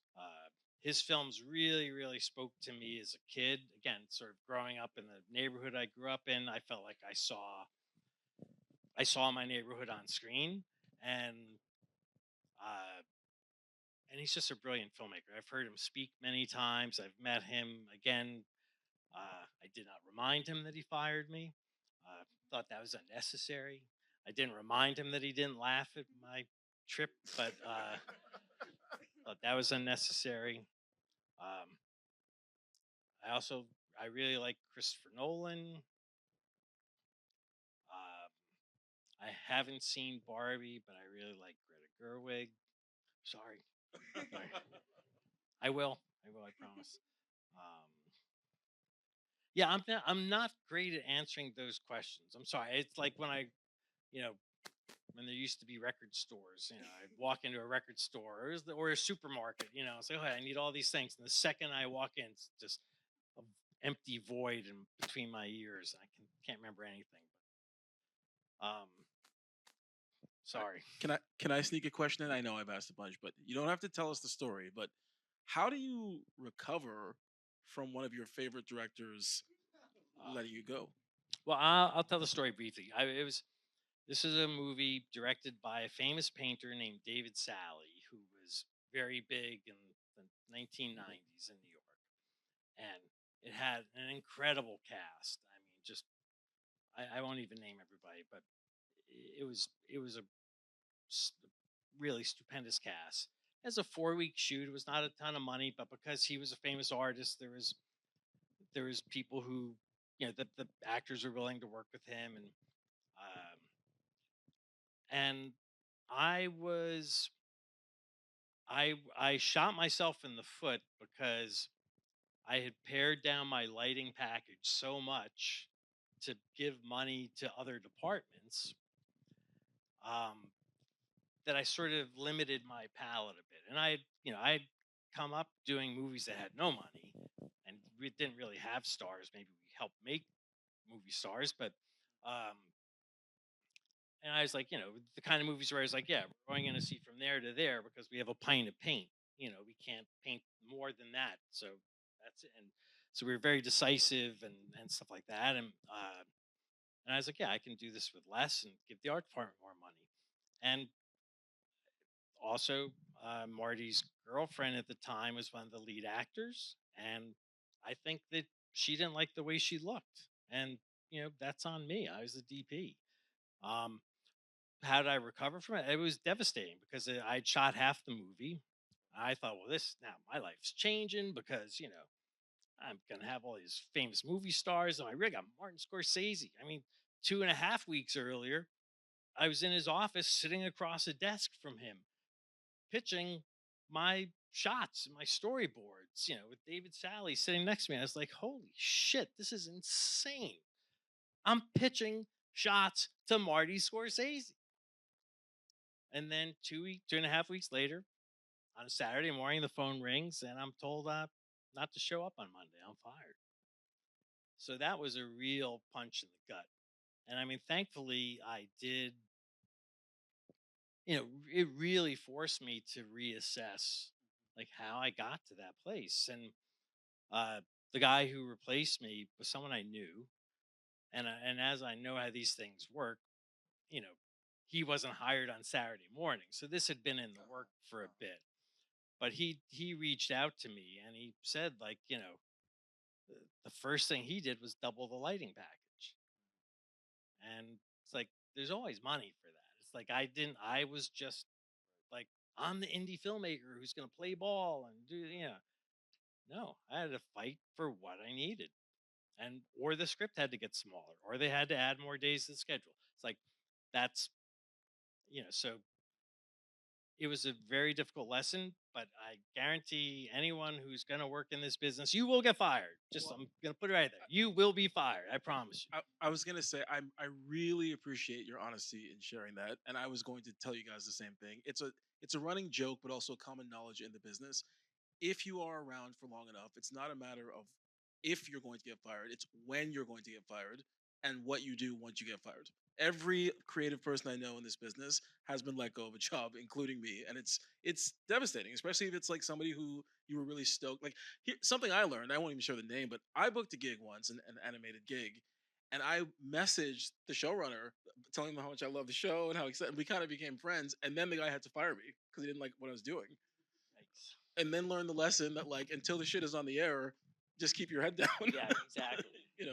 So it's a good lesson to learn. And that reminds me of just another like free directing note thing. I have a habit, and I'm really trying to police it. Of if an actor is doing something I really love, I get excited, and I'm like, I sometimes I talk to actors when there's no need to, and I say cut, and 5 people in the scene, and whatever, it doesn't matter. The thing is, I have to remember not to tell them, "Oh my god, that thing you're doing it that when you crossed the table there, I love that. It's so funny." It's just like, shut up, just shut up, let it live, and then tell them at the screening how great that moment is. But because then they're thinking about it. Now they're like, oh, or I'm gonna have to do more or something like that. It's just less is more. Shut up, Spiller. Hey, Hey, I'm Will. hey, Will. Hey, for the record, Fernanda left, but she wanted to say thank you for answering that question. And I think Natalia wanted to say thank you as well. You're welcome. Just thought I'd, speak for him. Appreciate that. Yeah. My question is, what do you think? What do you think is the most intimidating thing going into a new film project? Well, I mean, it varies. Um, this is another area where I have done a lot of work on myself because I used to never ever sleep at all the night before I started shooting a new job. Um, I would just lay awake, obsess, and it wasn't always just the first day. But I mean, it was almost always the first day. But there's occasionally other days too. It could be day 6, which is like just huge. And I would lay awake at night and just perseverate over it. Just like, how am I going to do something? I'm going to fail. Now it's like, oh shit, it's 3 a.m. I have to get up at 6. How am I? Now I'm not going to have any sleep. So that would just like you've probably seen this scene in movies and TV shows. That's too much. But no, that was my life. And I finally, again, got some therapy and stopped doing that. And what I tell myself now and what I tell other directors is like, yeah, I know tomorrow is huge, but you know what? You're going to do it like we do every other day, one shot at a time. And it's just easier to grasp, you know, it's like no one's forcing you to say yes to a job. No one forced me to take jobs that were keeping me up at night. I wanted to do them. And, I just had to learn how not to psych myself out because it really was me most of the time doing, undermining myself. And another mantra I have is just reminding myself the difference between excitement and fear is remembering to breathe. So it's like, this is intimidating. It's intimidating sitting up here talking to you guys. It's like I'm nervous about it, but I had to remind myself like, wait, I love this. I love talking about myself. I mean, I love talking to young filmmakers and actors and talking about myself. Hi, Michael. I'm Michael. Great name. This is Thank awesome. you. You're amazing. I often tell my students that you have to be uncomfortable to create art and to have that vulnerability. And I was wondering if you could touch on or talk a little bit about the vulnerability you have. You touched on that a little bit about, between director, actor, and the actor's role, especially going on as a guest director. Yeah, I mean I agree. If things are not, if I don't have that semi queasy or butterfly in my stomach or sense that I'm heading into something that matters, then that's really the problem. If that's missing. Um and I think that again that's why I fight so hard to have a safe creative space because it is vulnerable. It's vulnerable for everybody. It's vulnerable for certain, obviously, and clearly for actors, who are the most exposed. But I'm on that journey with them, and our other directors are on that journey with them, and it's just critical to the process to to be able to stick your neck out, and look, I opened this whole thing telling way too much than I probably should have about my own childhood. I'm sorry, my parents. Uh, they won't see this, but I think it set the table for. I hope it did that. I'm gonna be honest because there's nothing in this for me you know if I'm not, and I hope over the next couple of days that there'll be an exchange of process and collaboration and put some of this stuff into practice. It's if you want predictability, if you want uh stability, this is not the business for you, as you all know. So it's like the living on the edge and playing and going to those places where I mean, look, there's been moments when I'll sing on set. I'll just just because I'm in the like I'm in the zone and I'm just like free and I can be I can be the 12-year-old kid who you know stifled that because he was going to get his ass kicked. I can let that kid come to the surface. And when that happens and like I'm in the right space and people are receptive and it's like great stuff happens. So I'll start singing later, but thank you for that question. So my name is Yash, and my question is: have there been instances where like a joke has killed on set, but then on the edit it just does not work? And how have you worked your way around it, especially given how intense the post production on most of the TV shows is? That's really interesting question. I've not been asked before, and it's like every question, so good. Because sometimes there's another layer to it too. It can kill at the table read, and then it falls flat on set, and then you're like, "Whoa, this is really bad." But when it kills on set, it's very true that that something can be super funny on set and people are laughing and the crew is stifling their laughs and stuff and the other actors are breaking, it's so funny, and then you cut it in and it's dead, there's nothing there. I mean, look, I feel like there's always ways to address it, sound effects, cut the joke. um it may be that something leading up to it is screwing with the rhythm and the timing, or um one thing that is done a lot on the show I just finished, but hopefully not this season, is you cut to the over shoulder shot and you ADR a new joke in, or a new performance of the old joke on the person whose back we're seeing. I really don't like that fix.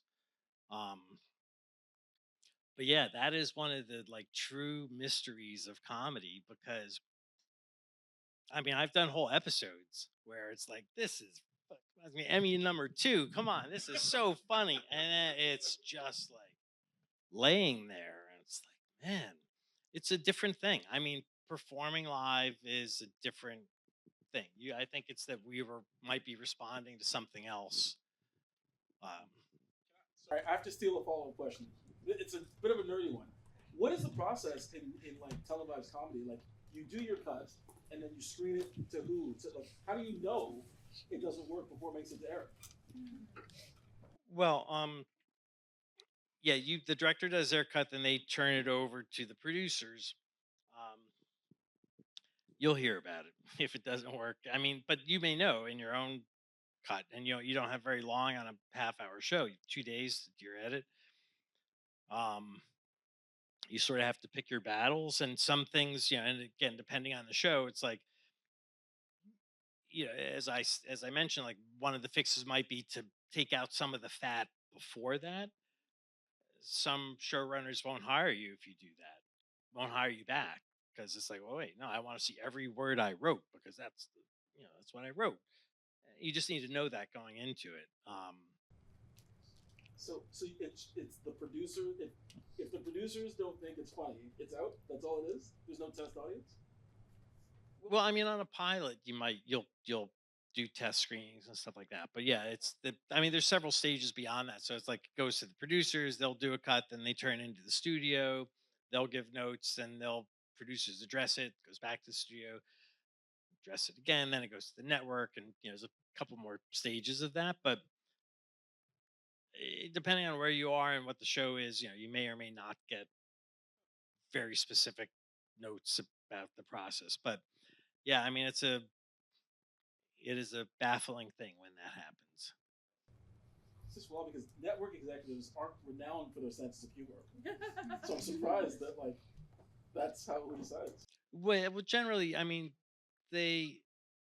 I think it's more the showrunners who would be like, "This joke is just not working," or I mean, or they'll take the audio out entirely and say, ADR line to come, joke to come. So assuming like it's a really good like yeah running series and you happen to kind of come on season 2, season 3, season 4 anytime you come to direct the show, and how much like input would you like want to is there any time like you would want to change certain things but then actors won't be okay with it, so like, and if you go according to actors but then doesn't it totally takes out your input, so like how, where does that middle line kind of ends up? Well, I mean, if I'm understanding your question correctly, the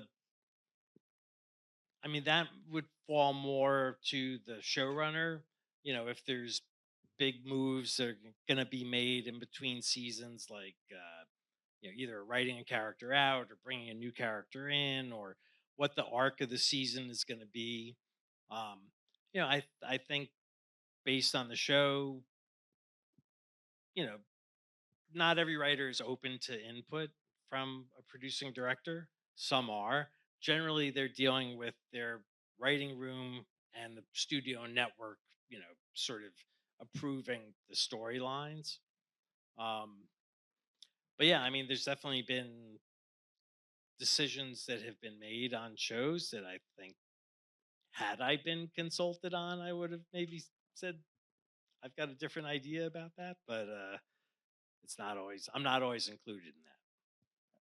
And another question, like this is supposedly like for someone who's like starting out as an actor and working as someone with someone who's starting out as a director as well. And if I, as an actor, have a very strong opinion about some scene, I feel like this is kind of stupid question, and I know the answer is like I should back down at one moment. But even like director have a strong opinion as well. So like, how far would you suggest like I should keep pushing for myself? Like, no, this scene should be like this kind of thing. Because you say like you really want your actors to like come prepared and give suggestions. It might be different for every director, but how would it have been for you? Well, I would say let's see. I'll answer and see if you agree. I mean, it depends because if in the abstract, it's hard to say. But if it's season 3, episode 7, and you've been in every episode and you're number 1 or number 2 on the call sheet, you're gonna have the juice to you're gonna win that that thing. If it's a pilot, if you're a guest star on that same episode, you're gonna lose. Um, with very rare exceptions. Um, it's not unheard. And again, it could be in how the message is delivered too. If it's confrontational, um, the the the showrunner is gonna have that like pain in the ass versus you know super talented. And if you're super talented and you're a little difficult, okay, we can probably live with that. Um, if it's just an artistic disagreement, that's something else too. And again, how you express your opinion matters a lot. Um, but it can be very political. I mean, I'm just imagining different scenarios where it's like you're a regular on a show and there's a guest director who you are not clicking with, and you go around them to the showrunner. Well, now you've probably lost that director's respect, and maybe that won't matter, but maybe it will, because and maybe in 2 years that director is casting his pilot, and they bring your name up, and he's like, no, he's a jerk, no. And I have Yeah. had the pleasure of doing that to people who, but my wife used to be a wardrobe supervisor, and there were people who made her cry. She was making no money, and there are actors who made her cry. There were a couple of DPs who made her cry, and I kept track of who those people were. And when their names came on my desk, I'm like, nope, they're not working with me. I'm not working with them. Don't hire jerks. Harmon, I'm not saying anything about you. I'm sure you're a very nice guy. Oh, yeah, I'm very nice. Trust me. People will tell you about it. Yeah. I'll follow up with one of the actors on Sex Lives, um, named Ilya.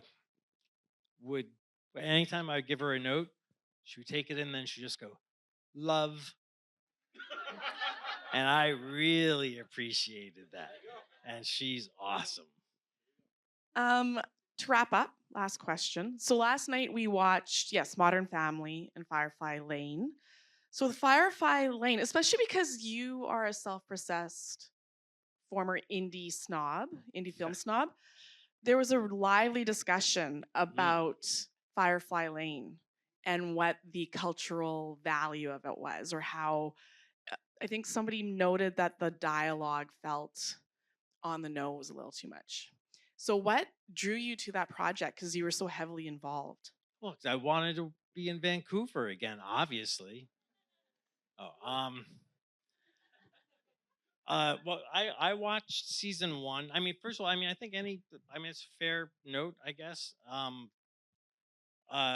I watched season 1 mainly because Sarah Chalk was in it, who's a friend of mine, and uh, I really loved it. And it's clearly I am not the target audience for it. I mean, it's a story of 2 women who are best friends over 40 years, and um, but I found it probably the most powerful season 1 I'm talking about, the most powerful representation of a female friendship that I had ever seen on television. So I really liked it. And then it turned out that the production company that I did the Mighty Ducks with, also up here, was going to do that, and they needed a new producing director. And so I interviewed for it, and I got it. I was thrilled. And also because it's a show that my wife really loved, and like I did the Mighty Ducks before that, and she watched it, because she had to, but it wasn't her kind of show. But this was like, but then as it turns out, this season she hasn't even made it through yet because there's a storyline without revealing too much that closely parallels her personal health, and it's just too painful for her. Um, but yeah, I mean, the first episode, there's some problems in it. I think, yeah, come on, watch a few more. Get to episode 9. Episode 9 is really good, and if you can't, if you make it to the end, episode 16, if I'll give anyone who watches the whole thing, anyone who watches that episode and does not cry, I'll give them $5 because you'll need it because you don't have a heart, because it's one, I think it's one of the best things I've ever directed, but again, it's very, very personal for me because of this storyline, but I don't want to spoil anything. But I'm happy to discuss, no one has to suck up to me if you don't. I didn't write the show, but so I can take the heat. I think we want to end with some love and appreciation. Some love for Michael Spiller, please. Woo! Thank you so much.